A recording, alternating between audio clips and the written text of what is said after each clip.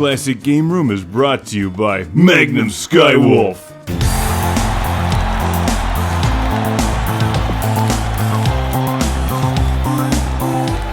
Welcome to Classic Game Room, where I bring you the review of one of the all-time great Sega games. This is Fantasy Zone on the Sega Mark III.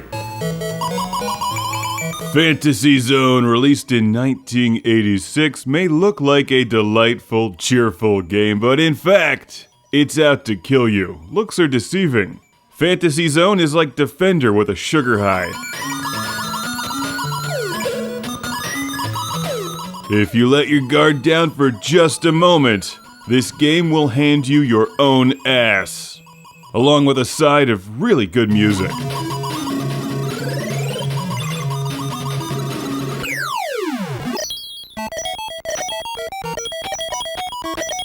There's a lot going on here. Fantasy Zone is actually a pretty complex game. It's more than just a spaceship shooter.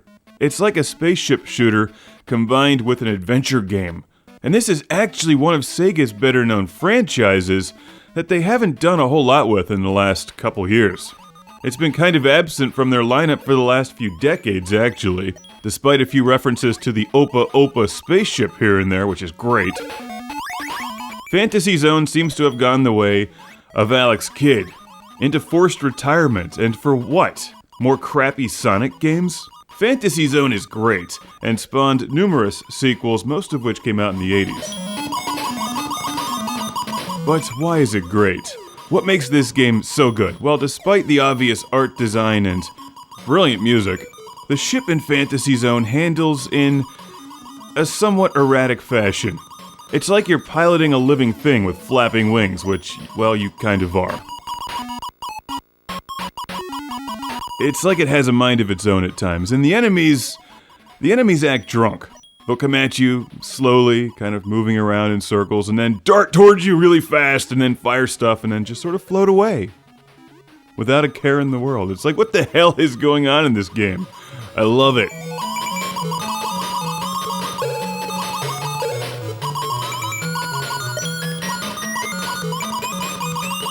Check out the store system, that's right, you collect coins after you defeat enemies and the bases that spawn enemies, and then spend them in the store, on speed upgrades, new weapons, extra lives, and bombs. There's actually quite a bit of strategy in Fantasy Zone, because your weapon power-ups don't last very long, so you really can't rely on them, but you can stockpile bombs. That's something I learned after reading a walkthrough online once I got stuck on level 3. Buy a heavy bomb, that thing will wipe out most everything. Watch out though, prices do go up. Fantasy Zone has high inflation. Also, approach your enemies cautiously. Keep your distance. Basically what you do in each level is destroy all of the bases, which are pretty tough. In fact, until you get used to the game and each level, they may even appear camouflaged against the background. I've never seen the arcade version of this game. While the Master System version looks really good, sometimes it's tough to tell the foreground from the background.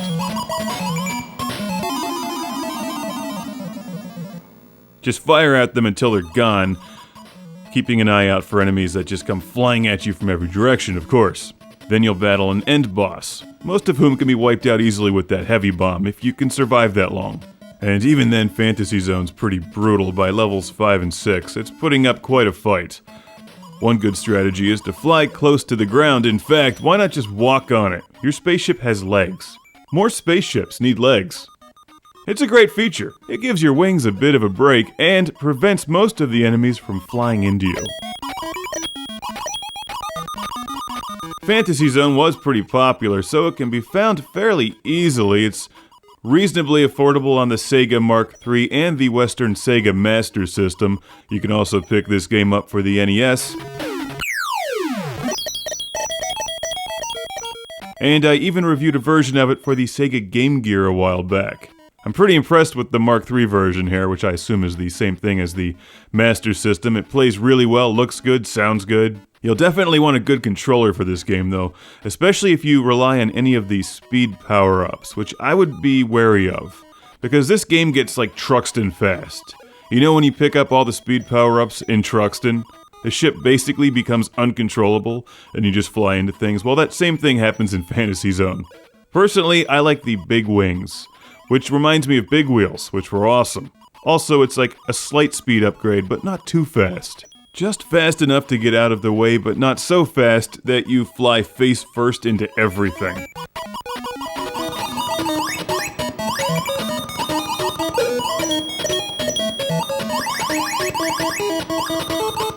My favorite weapon power-ups are the spread shot or the wide shot, but sadly they don't last very long. So most of the time you end up just using the twin lasers, which do the job, just save some heavy bombs, which rain from the sky bringing death and destruction with a smile, because this game is so cheerful. Right up until the moment when it finally breaks you. Fantasy Zone! Highly recommended.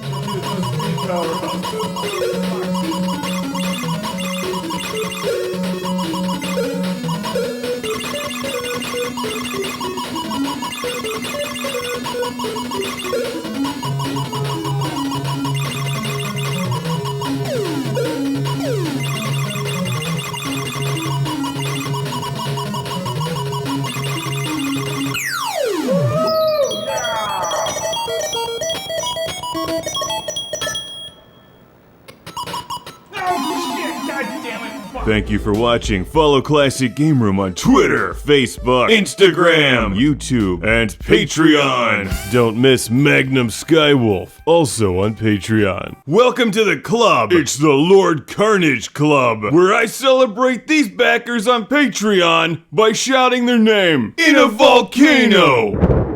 Introducing Michael Fernandez. Oh yeah!